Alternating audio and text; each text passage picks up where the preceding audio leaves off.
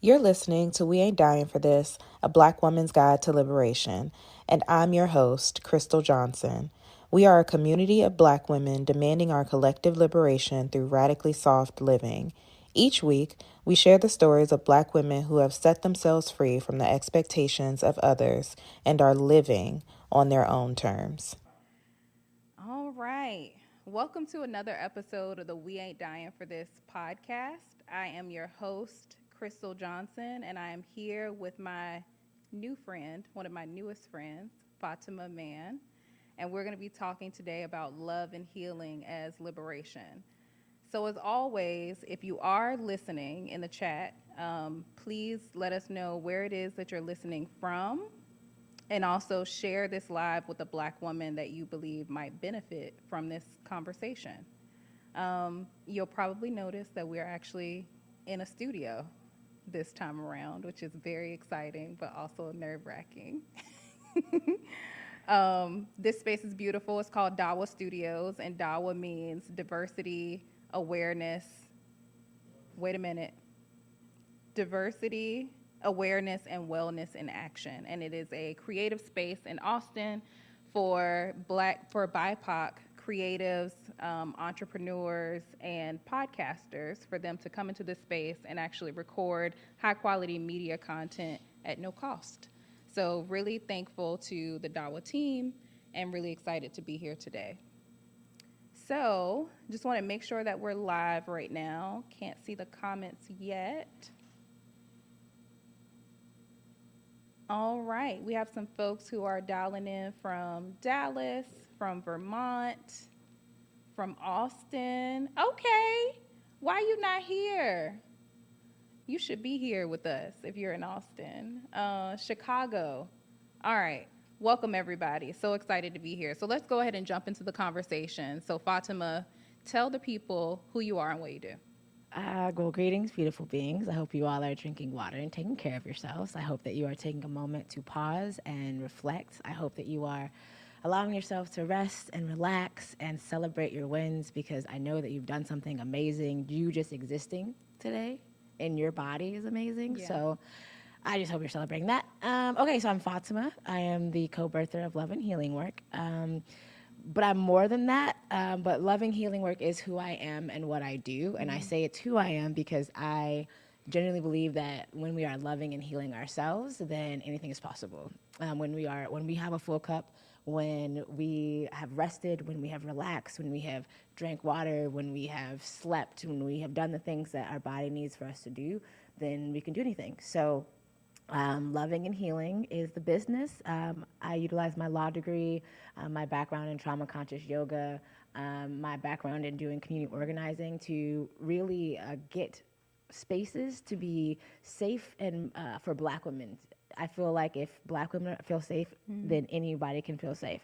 So if you're creating policies and procedures and Black women don't feel like they can sit in a room and be their unapologetic, authentic selves, then you're doing something wrong. So I help businesses really do training. I help people reevaluate how they see themselves, which then helps them see other people humanely, and other people being Black women. Because a lot of Black women, we are mistreated, and we are the backbones and the doormats of society. You have, rest in peace, Sonia Macy, where you have Black women being killed in their homes, and then Black women have to then witness that and then go to work like nothing happened. So Yeah. I help organizations create space for Black women to process their emotions freely. Like, for real. Like, what does that look like?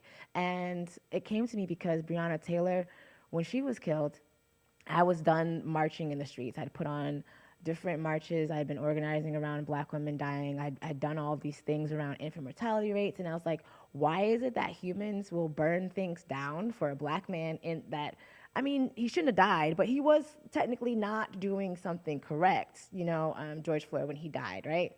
But Breonna Taylor was in her home. She was actually like, she served their community. She was a EMS worker, and she was shot and killed. And no one, like, it wasn't like the world went on fire for her. Like, no one put things on fire in a way that I felt that we should have, because Black women were constantly having to see ourselves suffer and then be on the front lines to fight for justice. So what came to me was helping people see themselves as people, then they can see us as people. Because most humans in the United States were conditioned and socialized to not take care of ourselves, to not see ourselves, to not be one with our own humanity. So how can you see someone else's humanity when you can't even see your own? Yeah. I am so grateful to have met you to that point because I want to get to what you just talked about with people seeing their own humanity with something that I've actually attended with you, one of your workshops. But we actually connected because of Clarissa Fusilier, who actually is in Austin. I actually don't know if she's an Austin native, but she's here in Austin. Hopefully she's answering. So shout out to you, Clarissa, for connecting me and Fatima. So one of our first conversations that we had, we talked a lot about the work that you're doing now and also how it is that you got here. And when we finally met in person, I actually attended one of your healing circles or workshops, and it was actually here at, was it Brentwood Coffee House? Mm-hmm. Tell the folks a little bit about that because you're talking about it already. So I would love for people to know what it is that you do in those circles to help people to see their humanity. Okay, so well, first, Brentwood Social House, shout out to Suzanne, is a space that I was contracted to work and to help create coaching, mindful healing, and human-centered policies, practices, hiring, and training experience for the business. So how do we revolutionize just the food industry? Like, how do we put people first? How do you hire people that will create spaces where everybody feels like they belong? How do you train people from that perspective? How do you expand your space so that it doesn't matter what you're called, you feel that your human is always seen and heard and felt? So the workshops and circles that I do is I really just help remind people of what they're consenting to and how they're engaging with themselves. A lot of times we engage with other people from an empty cup because we're not realizing that we are giving ourselves what we need. Mm-hmm. So I help people. Well, I don't even feel like I help them. I feel like I just create space for people really to see themselves. Like, take the time out of the day to check in with you and honor what you need and how you need it, and then make it a non-negotiable. Because a lot of times people say, well, I don't have time to check in with myself and see what I want. I don't have time to ask myself what I need.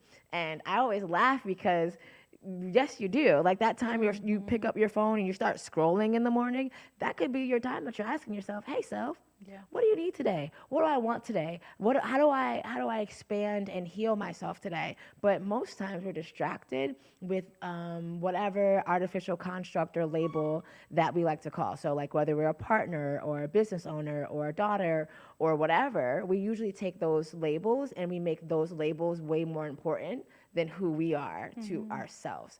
So I like to help individuals by creating space for them to check in with themselves. Like, and listen to yourself. And then after you've asked yourself questions, now you say it out loud and you say it to someone else. And then you practice listening to another person. And if you can practice listening to another person for 2 minutes, then you can also practice listening to yourself for 2 minutes. So I just help people gain practices to put you in the most important seat of your life, and that is in the driver's seat. You are the most important being to you always. And if you're not making sure you're good, then why would I trust that you would make sure that I'm good? Yeah. And I love the way you prioritize Black women in that space because you don't allow the things that normally happen in corporate spaces, for example, to happen. Like you give Black women the space to speak. You don't allow emotions of others to like overtake the space. So I really do appreciate the way that you lead workshops and lead those circles because I think that's really important. And it speaks to what you were talking about in your intro. Thank you. So that I learned from Dr. Stephanie Hawley. Shout out to her. She is used to be diversity, equity, inclusion in the Austin Independent School District, but I feel like they changed her title. Mm-hmm. But that woman, let me tell you, is like, talks about race with this loving kindness of God in this just beautiful way that it's like she shakes your soul, but it's just lovingly. Mm-hmm. Like, it's like, so we're not going to honor white women's tears in this space. And also, you need to sit with that and acknowledge that we're not going to honor that space because that's just a privilege, right? And so the way that she talks about it and the way that I've seen her talk about it has given me the courage and just the knowing that I could create spaces where Black women get to speak first, where Black women get to cry and have tissues handed to them, and white women cry and they're not I feel like when white women cry, people stop and they acknowledge their tears. And that is a part of the artificial construct of white privilege, that white women have the ability to emote in public. Black women, we usually don't. So the way that I shift that is in every space that I am curating, I tend to be the emotional Black woman, A, so that people can have practice being in space with Black women being emotional, and B, we can shift the paradigm so that we're not acknowledging white women and their emotions because they get to do this often, and Black women we don't. So it's like being able to stretch a muscle that we don't even usually get to stretch or get to use because we've been socialized to be strong. We've been socialized to not show people our emotions, and that's not human. Like, we're human, and if we can't be human in public, if we can't be human all the time, then what are we doing? And we're doing it wrong. So I help people create spaces where you can be human all the time. Yeah, and I love it. Like, I really appreciated that space a lot. I walked in kind of like, what's going to happen? I don't know. We're sitting in this circle with all these different people that I don't know. But as we went through the workshop, I felt more open and more safe in the space because I knew that you were providing air cover and you were making sure the space was safe and you weren't going to allow it otherwise. So, yeah, so I've deemed myself the white woman whisperer. And it's because I grew up in, New England. I grew up being the only Black girl in a lot of all white girl spaces, and white women are just white girls that grew up, right? So being in that culture and being immersed in it, I don't have the same restrictions in having hard conversations with people that identify as white or people in white bodies. Like, I'm not gonna do that. Because you're human just like I'm human, and we've all been bamboozled into thinking a certain way about one another. And I don't play. I don't want to play that game. I don't want to play in the game of I have to treat you this way because the world says you're in this body, so I should give you access or this privilege or you fill in the blank. I don't believe in it. I believe that your humanity, I'm going to ask you drinking water and taking care of yourself first. If the answer is no, then I'm pretty sure I'm not going to trust you to do anything for me, because if you're not doing it for yourself, then you can't. What are you going to do for me? Like for real. Like most people are dehydrated and tired and hungry. And if you are coming to any event or space with that energy and you're thinking that you're doing good, you're probably going to end up causing harm because you've already harmed yourself. Yourself said you were hungry, you didn't feed yourself. Yourself said you were thirsty, you're like, I'll drink some water later. And then you've been tired for like 3 days now and you've yet to take a nap. So we're all big 7-year-olds, and we all know how 7-year-olds act when they're tired and hungry. Yeah. Terrible. Adults do the same thing. Terrible. It's terrible. Yeah. No, you're right. I totally agree. And I think that brings us to the topic of this conversation, which is love and healing as liberation. And for anyone who hasn't listened or watched this podcast before, we talk about liberation and different topics that are connected to liberation, because liberation is not binary. And a lot of people see liberation as you have it or you don't. And through this podcast, we've been able to talk to a lot of brilliant Black women who talk about the ways in which they experience liberation. And for you, it's through love and healing. So this episode is really all about self-love, self-healing, and like envisioning your future self when you are self-loving and self-healing. So Yes. What is self-love? And how did you come to love yourself so much? Oh, because I hated myself so much. So I came to love myself because I was a self-harmer, and I was raised in a very harmful environment where I was taught that harm is love. And I'm not special in this way. A lot of people experience this, especially people of the global majority. That's like I call people of color. but people of African descent, or in the United States specifically, we tend to not talk about emotions. We tend to not engage with other emotions outside of being angry or mad, or usually the ones that we don't like. It's usually the ones that we show, and we've been conditioned it's okay to show. And I grew up not knowing that I didn't have to yell and scream at somebody because they hurt my feelings.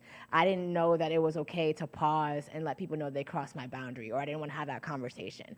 I didn't know that harming myself wasn't love. I thought that if I harmed myself, I could still love myself, right? Like, that just made sense. And then I moved out of my house, right? I went to college and I started meeting new people and I started learning new things. And the more I learned and the more people I met, I was like, oh, so how I was raised, that ain't the way. Okay, cool. So there is a different way to talk to people when I'm upset. There is a way that I can ask people for what I want, or let them know that I didn't like something without cussing them out or ripping out their soul or making them feel small. Yeah. But it took me until I was 24 to recognize that there was a whole lot of things that I was doing that was really harming myself, that I was saying I love myself, right? So like, I love myself so much, but I was eating food that my body was literally telling me it didn't like. Like, I was breaking out, I was getting bloated, I wasn't sleeping, but it was good, so I'm eating it. Oh, I love myself, but I'm putting myself in harmful situations. I'm not thinking about what will happen if I do this thing. I'm just doing the thing, and then I'm in a situation I really don't want to be in, but I didn't love myself enough to pause and be like, hey, what are you doing, right? Yeah. So I learned that I needed to unlearn behaviors, and then I learned that I needed to learn another way. So I had to figure out how I was going to learn another way, and that's when Buddhism came. And Buddhism is really about self-reflection. And so I had to ask myself, what is love really? What does love sound like? What does it feel like from the senses? Like, when I see something, what does that look like and say it's loving? When I smell something, what does that smell like and say it's loving? When I taste something, when I eat it, when my body experiences it, what is that in terms of love? And I realized that it doesn't harm me. Love doesn't harm me intentionally.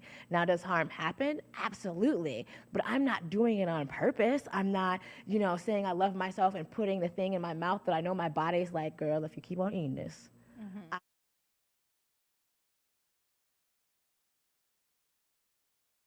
Names and don't make me feel good. I'm not doing that on purpose. Now, I may do that and then realize that's not a space I need to be in because I love myself too much to be here. But self-love is really me checking in with me every single day and loving on me. Yeah. Even in the moments where I suck, because there's moments. Driving here, I cried. I had to forgive myself because I wanted something, and what I wanted wasn't what was really available to me. And so I kept doing this thing like, if I keep doing it, I'm going to get what I want. Yeah. Newsflash. That's not real, right? And so I had to forgive myself for putting myself in that situation of even having to like not get what I want and still continue to put myself there and continue to do the same thing. And a lot of times we don't want to do the self-love journey because it means that we also have to look at the ways we haven't loved ourselves. Yeah. And we have to look at the ways that we weren't kind to ourselves. And that's hard. And also, though, it's beautiful because when you love you and you love you well, then when you're really loving on other people, it's from this full place. Like, everybody who's in my life that I love, they know I love them like me, and everybody knows I love me. Like, I love me so much. Like, I love me so much that there's things I just won't do. There's places I won't go. I won't eat McDonald's. If I hadn't eaten in 3 days, I won't eat McDonald's because I'm not doing it to myself. I just love myself too much. Yeah. And we learned that as we're preparing for this episode. Not McDonald's, but you're hungry. I am. We're eating after this. Yeah, we are. And there are like protein bars and snacks. And you were like, nope, I don't eat chips. like I'm not eating them. I'm hungry, but I'm not eating those chips. Because, like, I know that if I eat them now, my body is still going to have an adverse, like, reaction after. So, yeah, I may, like, cut my hunger, but am I doing the best for my body and my mind and who I am and the being that I am and the being that I'm becoming. Yeah. And when we're able to put ourselves on that platform, like we are the best thing ever. Like you are the temple, you are the altar, you are the most sacred thing. That is love. Loving yourself is giving yourself all of it without shame, without guilt, without feeling like you have to sugarcoat it or put it under the rug because somebody is walking in. No, like love on you. I am so happy when someone says, I didn't do this because I needed to rest.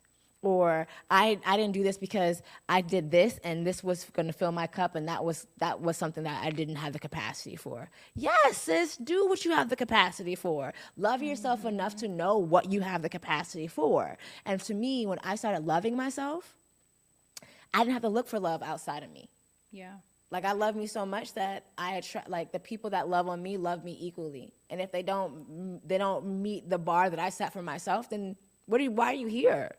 Because I already set the bar for myself. I already know what self-love is. So either you're adding to it or you're taking away from it. And the way my life is set up, I don't have time for people to take away from my love. I need you to give me some. Because I know I'm going to give you some because I'm love. Yeah, that part.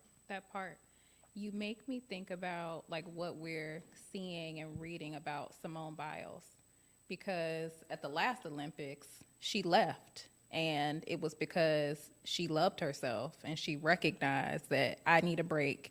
I need to be able to walk away from this and take care of myself. And what we've seen recently is that her taking that break and her prioritizing herself, her focusing on self-love, she came back as the greatest of all time. Period. But that is it though. Mm-hmm. When you have filled your own cup, you're the best at whatever you're doing. Yeah. So like for me, my self-love journey looks like every day I'm doing something to love on myself. Every day I'm like, if you say, so what do you do to love on yourself today, Fatima? I journaled. I took time.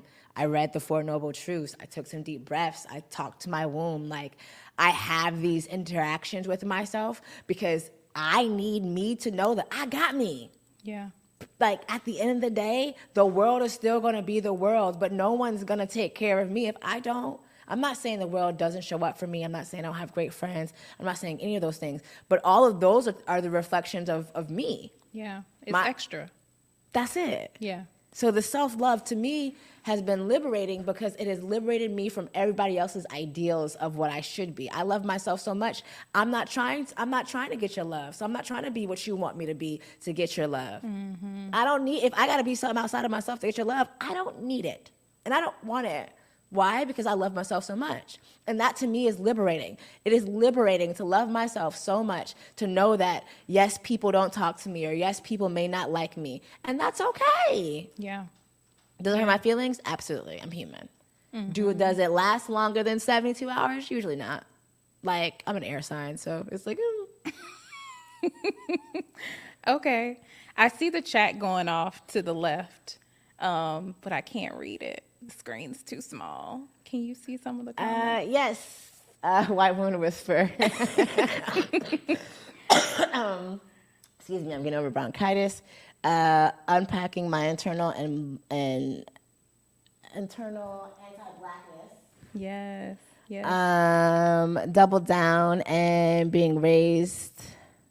I can't read all of it because you need glasses, y'all. Yes, girl. I do see Clarissa in the chat, though. Girl, thank you for setting up this conversation. We appreciate you so much for that.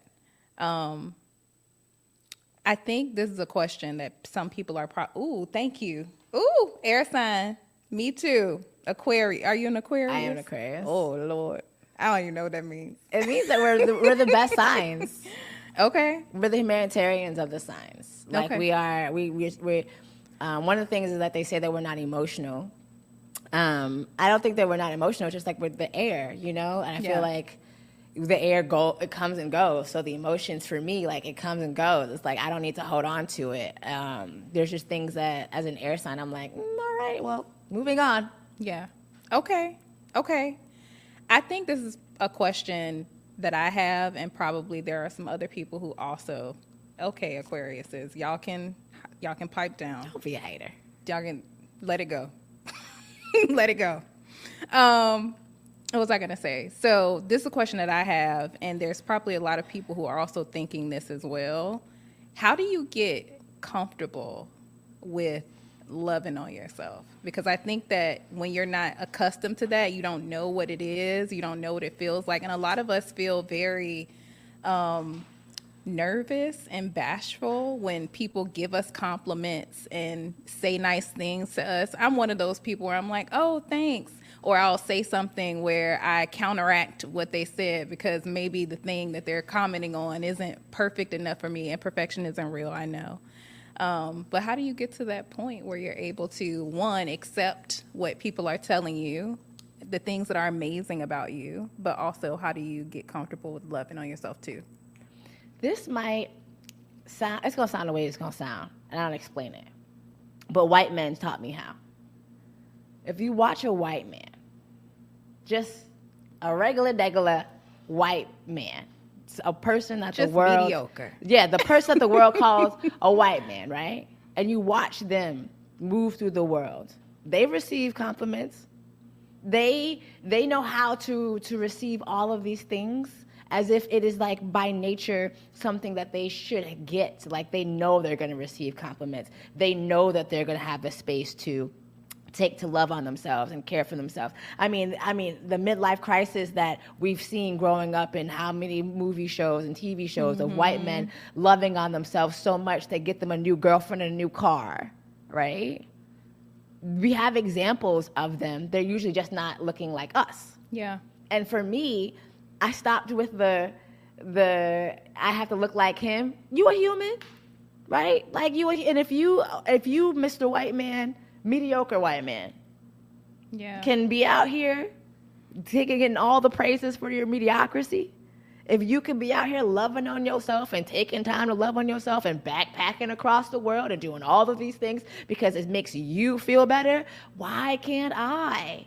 So that was my example, right? Like I don't see myself as anybody, but sometimes you don't know what's possible until you see it. Yeah. And so I didn't know it was possible to really live a life of just loving on oneself until I saw white people do it. Like it was this privilege that I feel like we have given the artificial construct of whiteness. We've given that construct the sense of loving themselves and healing themselves and diving deeper into themselves. They have taken over this construct. But real talk, true story, it's our people and our people's ways that they are utilizing to love on themselves and heal themselves. Yeah. So why wouldn't I just tap back into that and remember that this is nothing new under the sun?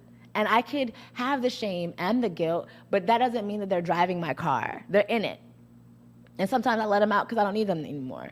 But if I know that I've done the work to be amazing, which I have, I've spent 10 years saying I'm amazing and working to be amazing and learning ways to speak amazingly and think amazingly and be amazingly to myself, then when someone says I'm amazing, I'm just like, thank you for noticing my work, because it was hard. Yeah. And not like sweeping it under the rug. Like no one wakes up like this. Beyonce, great song, but no one wakes up like this. Not for real. Yeah. So if we're going to be honest, it's just really honoring you and loving yourself enough to honor yourself. It's like, oh, I'm not going to play myself down for the hard work I've done. Because you've done it. You were there. Yeah. You were at the late nights. You were there crying, praying, meditating, whatever it was that you were doing to get over that thing that caused you harm or hurt you or that wound. Why wouldn't you applaud yourself and celebrate that? And that's another thing about self-love. It's about celebrating. I celebrate every time I get over a little hump. Every time, like today, I cried. I'm gonna tell you, I cried for about a good 5 hours. I'm not gonna lie, I did. And I celebrate that I cried for those good 5 hours because I needed it. I needed the release. I needed the reconciliation with myself.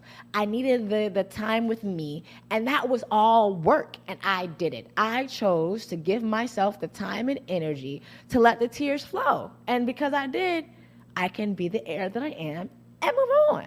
Yeah. And I celebrate that. And a lot of times we don't celebrate the things that we've done because we think we should do it, or it's what we were supposed to do, or it was on our list of things to do, but it was your list. So why don't you celebrate what you put on your list? If your list was to take care of yourself better and tap into yourself and be with yourself, then why wouldn't you applaud yourself? You would applaud your friend.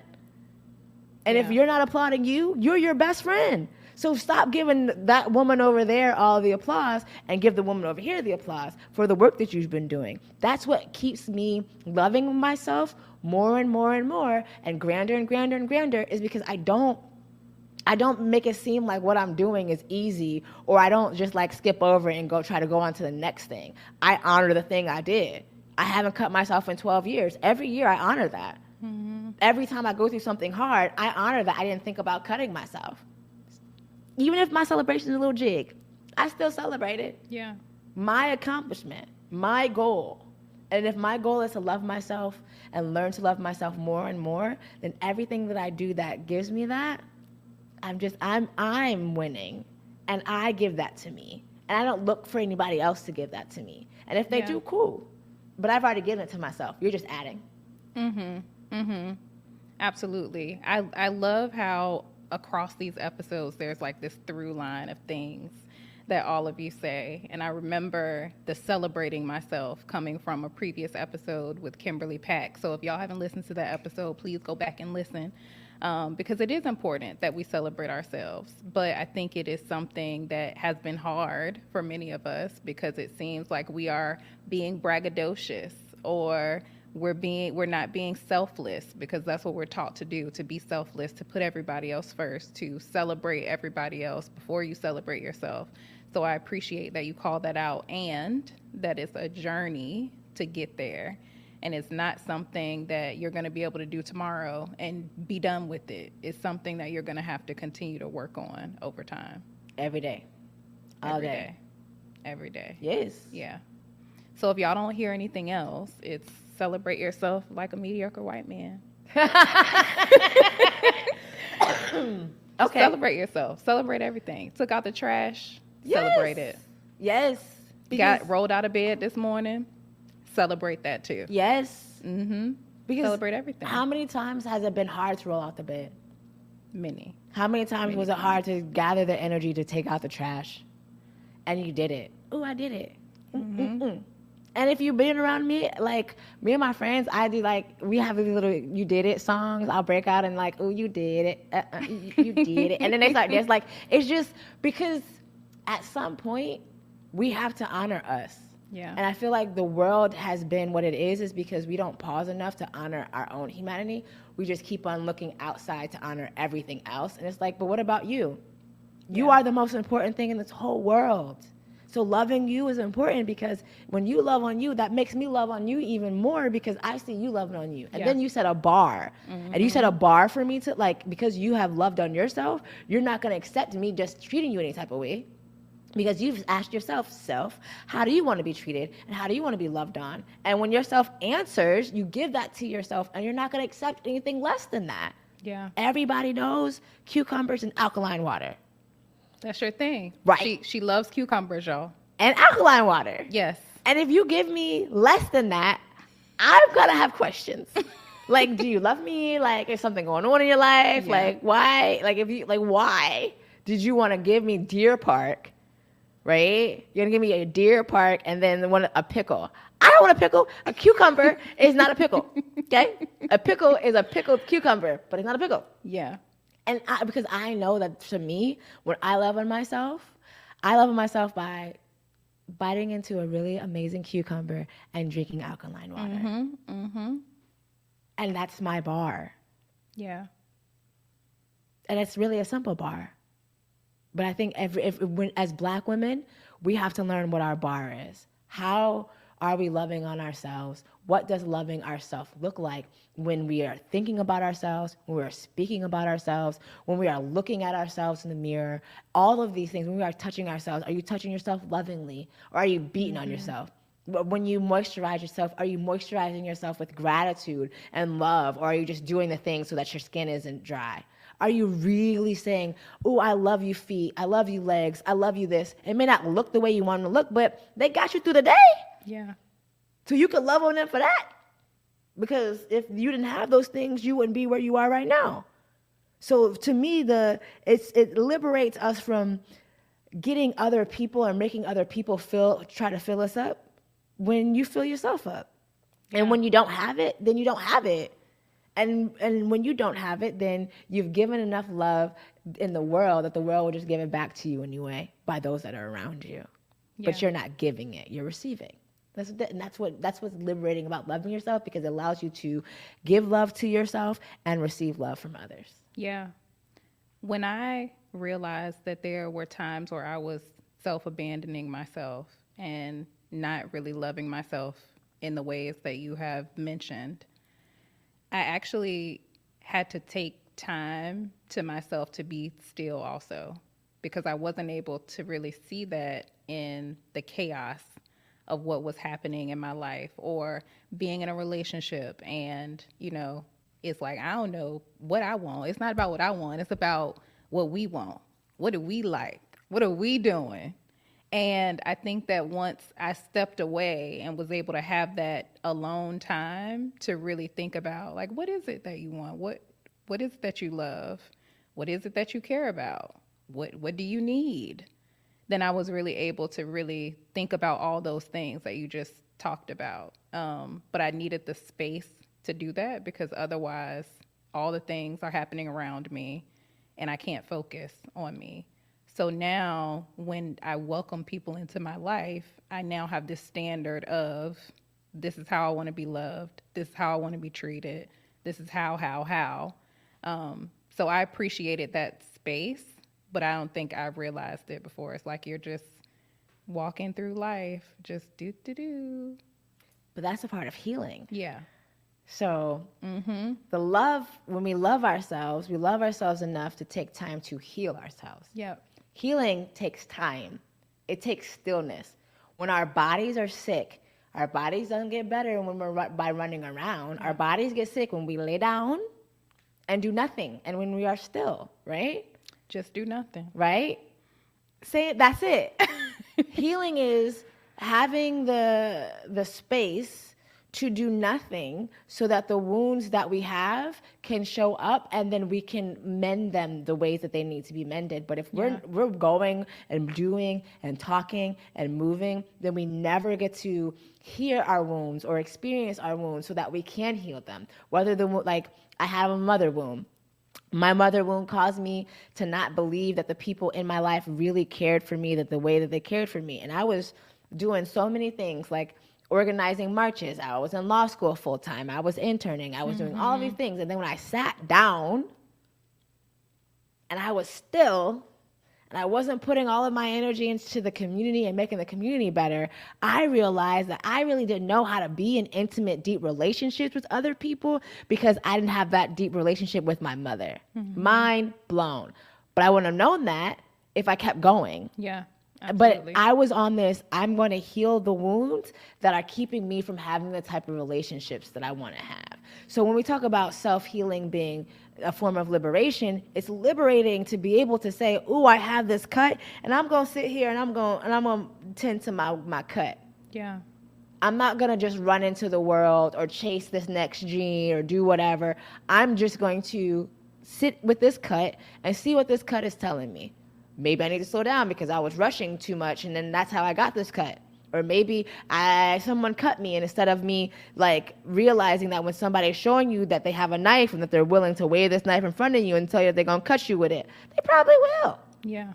But if I'm not still enough to reflect, to think, to remember, then the healing doesn't really happen, because I'm putting my time and energy into everything else around me instead of me. And healing happens when we're still. And we live in a culture that says you can't be still. And if you are still, then you're lazy or you're a bum or blah, blah, blah. Yeah. Or like stillness is a privilege. We've made healing some form of privilege, and it's not true.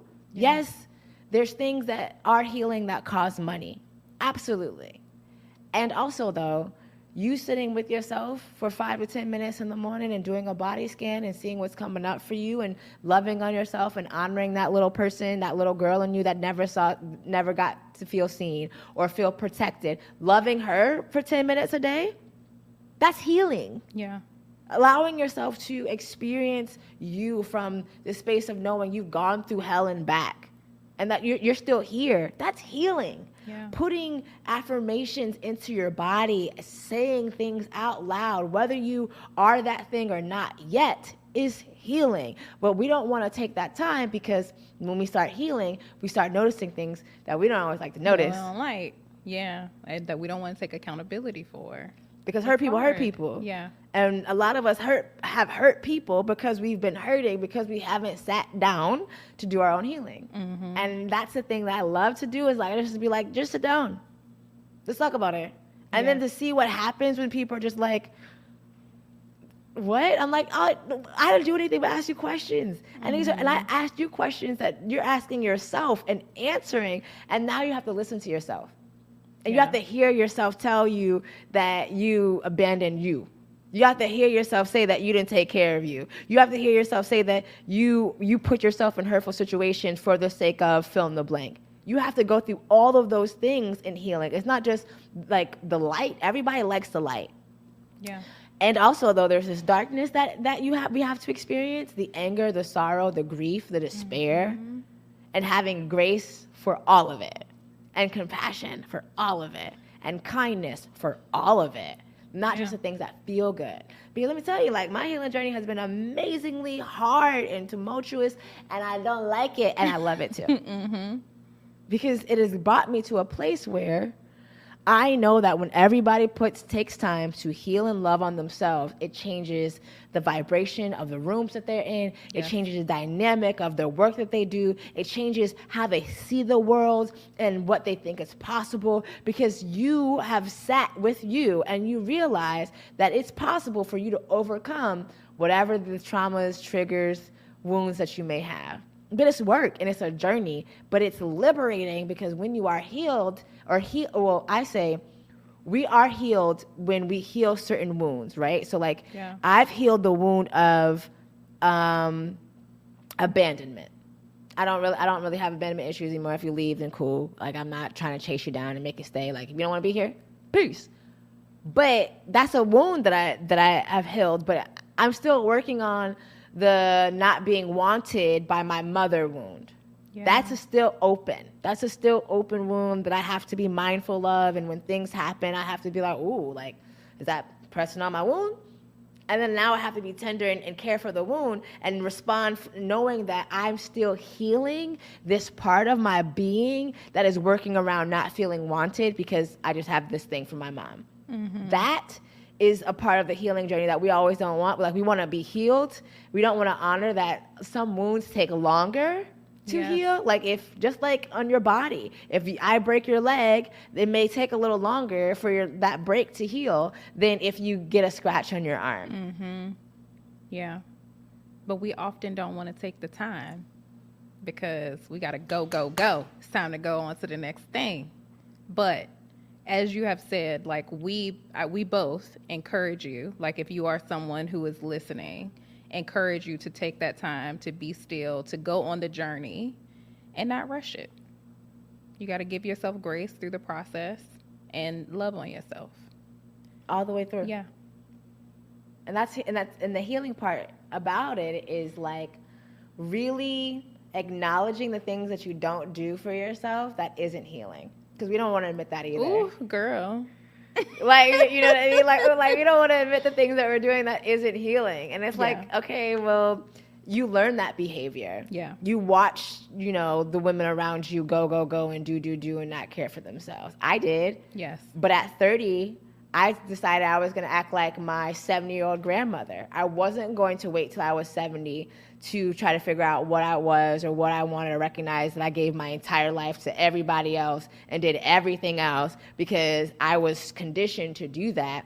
At 30 years old, I started saying F you, F this, F that. I'm not doing it because at some point I have to recognize that I'm contributing to the stereotype or the statistic of Black women dying at a higher rate from stress-related diseases, it's because we don't sit down.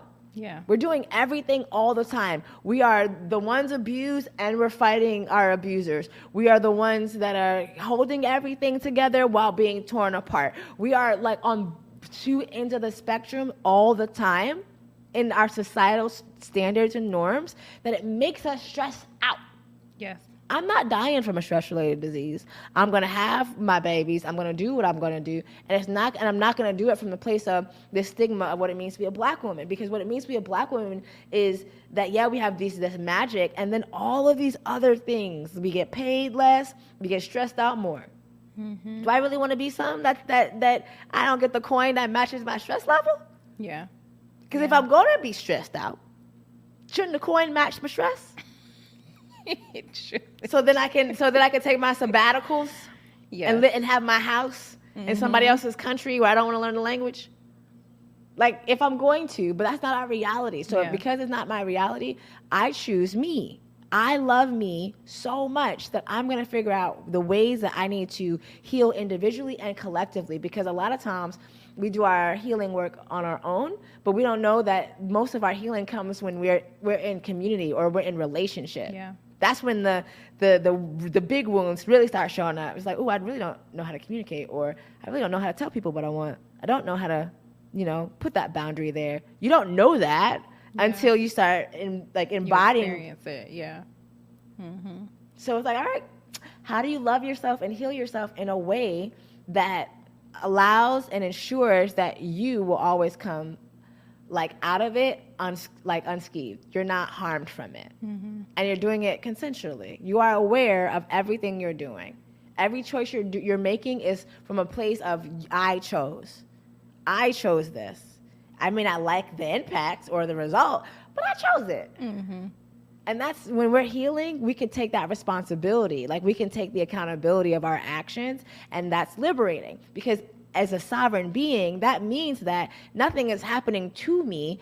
I'm a part of the things that is happening, and I probably played a role in it. Yeah, definitely. You said something, and I was about to say something really snarky, cause why? Cause we ain't dying for this, but I missed it. But it's true. We don't have to die to be human. We don't have to die to do great work. We don't have to.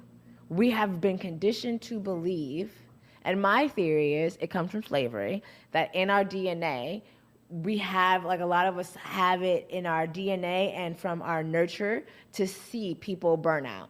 To see the ones around us do things they really don't want to do to make ends meet. To go to jobs where they're demeaned and they're belittled, but they go there anyway because it puts food on the table and a roof over your head.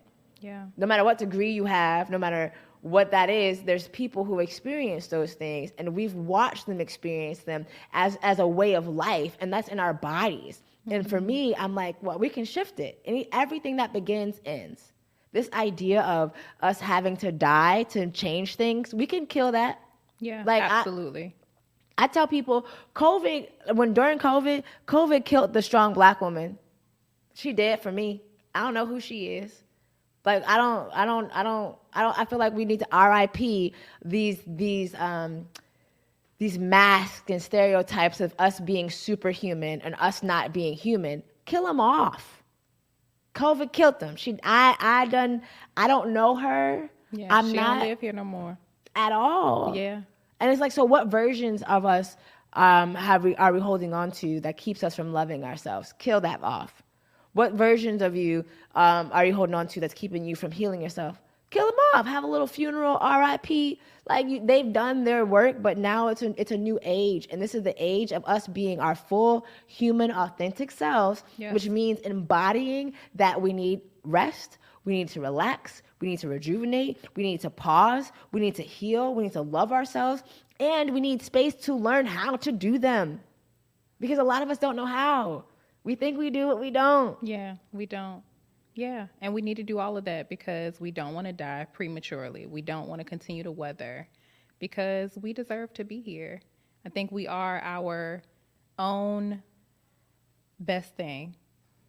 and we have to focus on ourselves. So I really appreciated having this conversation with you, because I hope that those who are listening, which I feel like we kept seeing the comments, but we aren't reading them. Sorry, y'all. We will respond to your comments after the live. But if you didn't get anything else from this episode, we really talked a lot about loving yourself, how to love yourself, and loving yourself like a mediocre white man.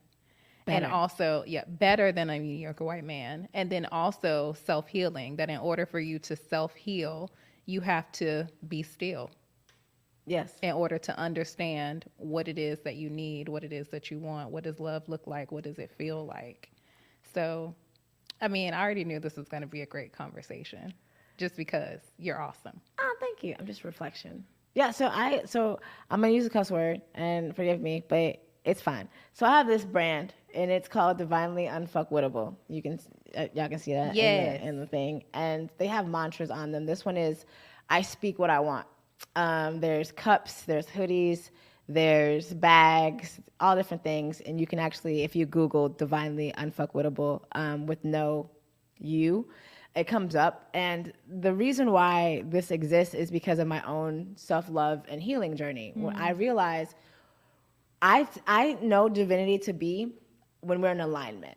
Alignment being when your mind, body, and your heart says yes. When all is in alignment, then we are divine. When we are moving in our divinity, then we cannot be fucked with.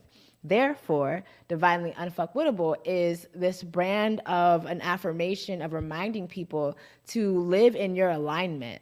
Be in alignment with you. Make sure that you are checking in with your head and your heart and your body every day. And because when you do that, you can win. Like I always tell people, I tell myself, if my head says yes, my body says yes, but my heart says no, it's a no. Yeah. Because everything has to agree.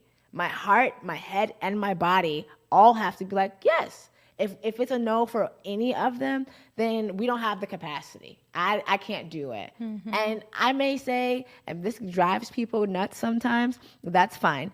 I have had both of my grandparents die in 3 months and 6 days apart. So I've been grieving a lot and trying to work and do all these things. Yeah. But all my clients and everybody who rocks with me knows that I'm a human. So I may have scheduled some meetings and some things, but the way my grief brain works, sometimes I don't remember.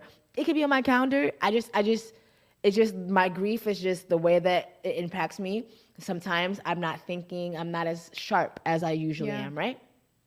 But because I love myself so much, and because I'm in alignment with myself so much, that I put it on my calendar and my head was like, yeah, I'll be able to do that. But then when it comes to that day and I can't do it, then I got to then go back and tell people, I apologize. Thank you for your grace and your patience, but I can't do it. And I get that it may be an inconvenience for them because they put it on their calendar and they blocked it off. That's great. But if I can't do it, I'm not going to make myself. If my heart is broken because I'm grieving, but my mind is like, yeah, we can do it. My body's like, yeah, we can do it. But my heart's like, Do I not listen to my heart because I had this prior commitment? No, I just set expectations. So everybody knows, hey, I'm grieving. Hey, this is what this is.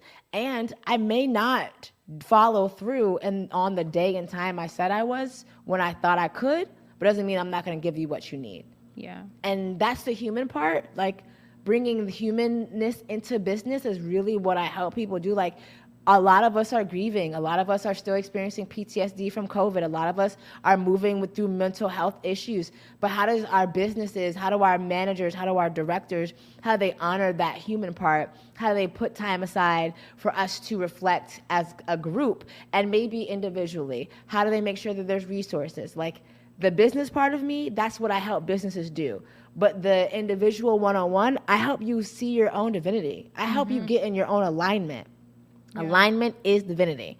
Being in alignment with yourself, you are divine. When you are in alignment with yourself, you cannot be fucked with. Hence, divinely unfuckwittable. I just want more people to be divinely unfuckwittable. I want more people to be in your alignment. I want more people to say yes to themselves. I want more people to know that you can speak what you want. We spend so much time talking about the things we don't want. Yeah. And then we mad when we get the things we don't want. Stop saying it. What do you want? Yes. Do you want shorter days at work? Speak that. Do you want to start your day at 10 o'clock? Speak that. I'm tired of coming to work at 8 o'clock in the morning. I keep coming to work at 8 o'clock in the morning. They keep making us come at 8 o'clock in the morning. It's not going to change if I say I want to come at 8 o'clock. Okay, it's not going to change because you said it's not going to change. Yeah. You keep on saying it's not going to do what you want it to do, then why are you saying it's somebody else when you have spoken? Christians say it's life and death in the tongue. So for me, I speak what I want, not what I don't. Mm-hmm. I want to be rich. So I'm going to be rich. And I'm thankful that I'm rich. And I'm thankful that I'm rich right now, even though I'm not rich right now. But I'm going to be, and I'm thankful for it. I'm thankful for the partner that's going to love on me, and she's going to be so amazing to me and want my goodies all the time. I'm thankful for her. Do I have her right now? No. But am I not thankful for her? Yeah. Am I speaking her into existence? Absolutely. Yeah. But will I talk about the things that I have been getting that I don't want? No, because I don't want the universe to give me that too. I don't want that. I want the universe to give me what I want. And so when we do our healing, our own healing work and our self-love work, we know what we want and we're able to speak it. Yeah. And then we can watch the universe give it to us because the universe is conspiring in our favor. But we have to believe it instead of continuously speaking the things we don't want. And then saying, child, well, I don't know why this keeps happening because you said it was going to happen. You said he was going to cheat on you before. Ooh. Mm-hmm. You thought that person was going to leave you.